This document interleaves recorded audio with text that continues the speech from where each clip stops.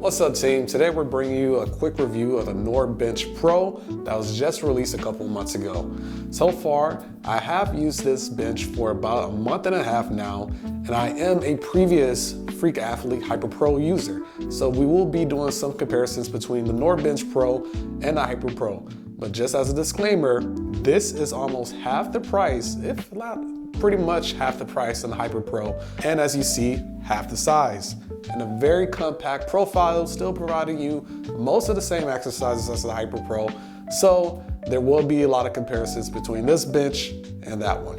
So of course, this is primarily a Nordic bench, giving you a range from 45 degrees all the way down to 8 degrees, which is by far the most adjustability for a Nordic bench out in the market right now. But not only can you do Nordic curls on this, you can do split squats, back extensions, sit-ups, hip thrusts, slat board exercises, dips, GHRs, and step downs with the different features like the pad and the back plate right here at the bottom. So for each of one of these exercises, we're gonna see how they actually look with the bench and how well they actually work. Starting of course with Nordic curls. So just to set up Nordic curls, I'm gonna lay this flat here. And typically I like to leave this U-shaped leg out because it really doesn't save too much space. But if you wanted to save a little bit more height during storage, you could put that in a little bit more. But for me, when I do Nordic curls, of course, I like to warm up with one of the higher degrees, which a lot of benches don't have that option. You either have to use a resistance band or warm up some type of other way with plyometric movements with your hands or something like that. But with this one, I could just set it up and go to 45 degrees pretty fast. So I'll do a few here at 45.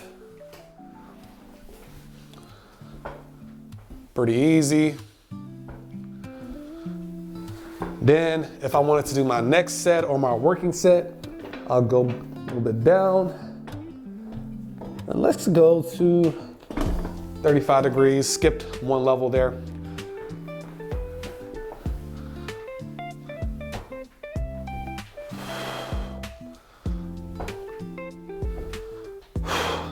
Pretty easy.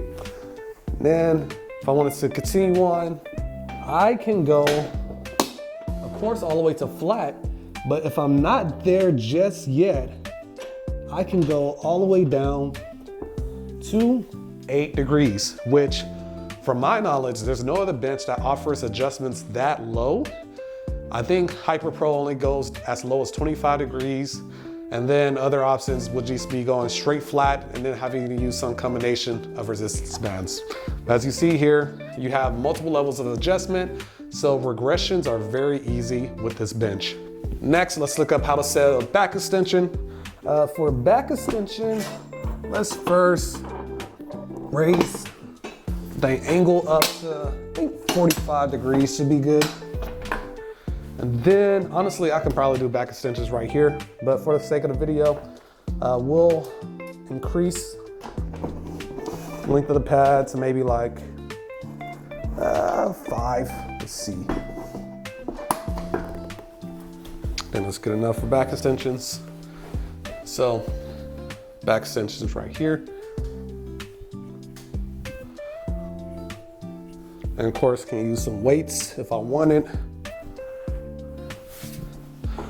Then for your other exercises, like things called QL extensions, used to be a follower of the ATG program, but can do all those type of exercises as well, pretty easily. And then one small complaint here is that I did wish that these pop pins, right now they're kind of threaded, and so whenever you're selecting, you gotta like pull up and twist, and sometimes that unthreads the pop pin itself, which gets a little bit annoying, but I've worked with it so far. Not too many complaints with that.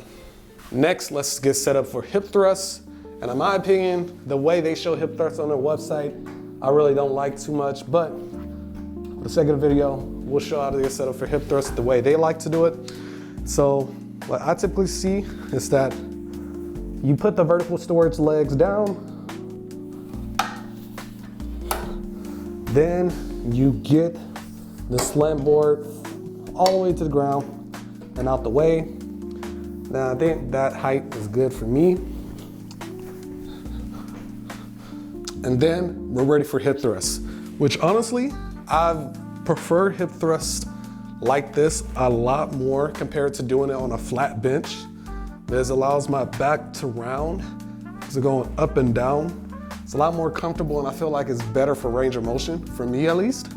Not too many issues doing hip thrusts like that, except when I go all the way down, do kind of hit that board a little bit, but honestly, I think most people won't even notice or aren't even going that far down in the first place. The next up, while we still have this configuration right here, we can actually hop into our next exercise, which is split squats, which is pretty straightforward.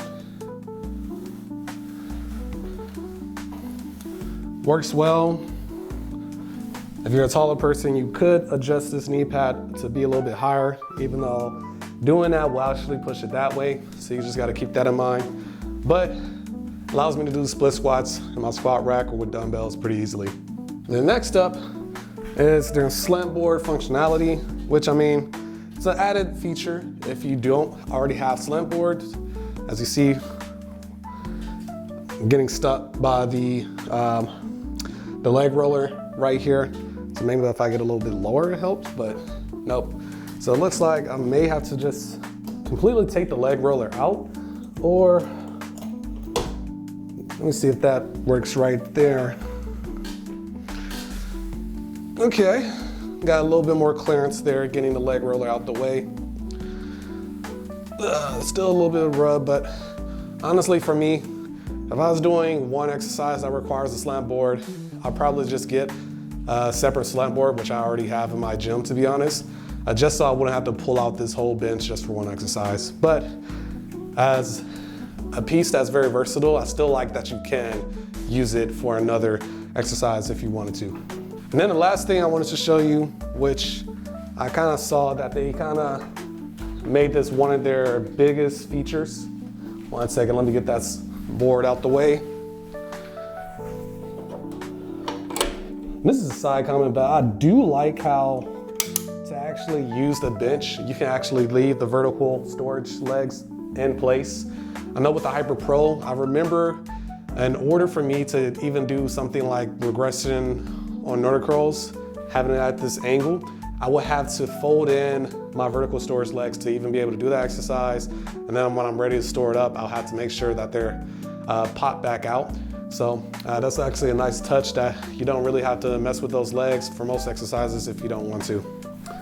But next thing I want to show here is their dips, which I think this is like one of their, they said it was one of their biggest requested features.